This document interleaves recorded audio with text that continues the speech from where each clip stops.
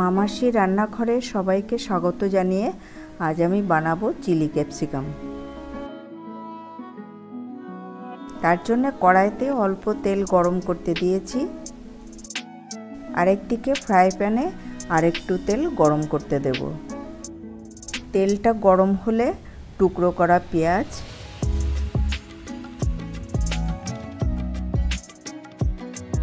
রসুন বাটা, আদা বাটা,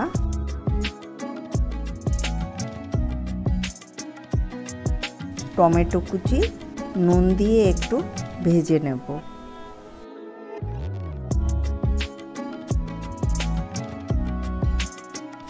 আরেকদিকে ক্যাপসিকামগুলো দিয়ে চাপা দিয়ে দেব।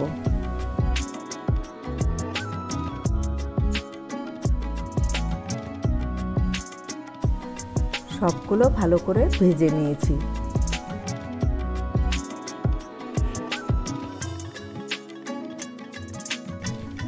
মিক্সিং জারে দিয়ে ব্লেন্ড করে নেব।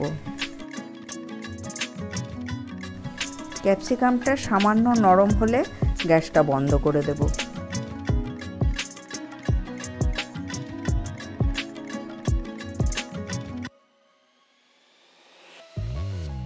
এটা ভালো করে ব্লেন্ড হয়ে গেছে।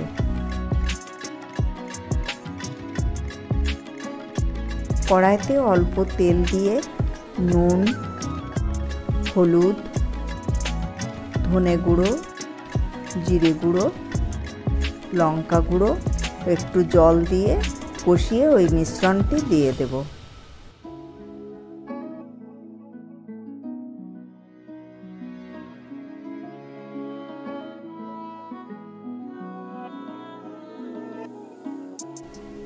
ফুটে গেলে ক্যাপসিকামটা ওর মধ্যে দিয়ে চাপা দিয়ে দেব।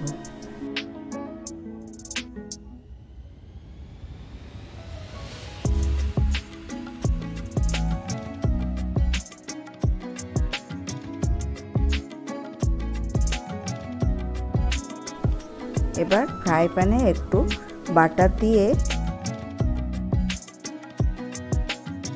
একটু কচুরি মেথি হাতে ঘষে নিয়ে বাটারের মধ্যে দিয়ে দেব। এতে স্বাদ ও গন্ধ হবে একদম দোকানের মতো। এবার ক্যাপসিকামটা ওর মধ্যে দিয়ে দিলেই রেডি হয়ে যাবে চিলি ক্যাপসিকাম।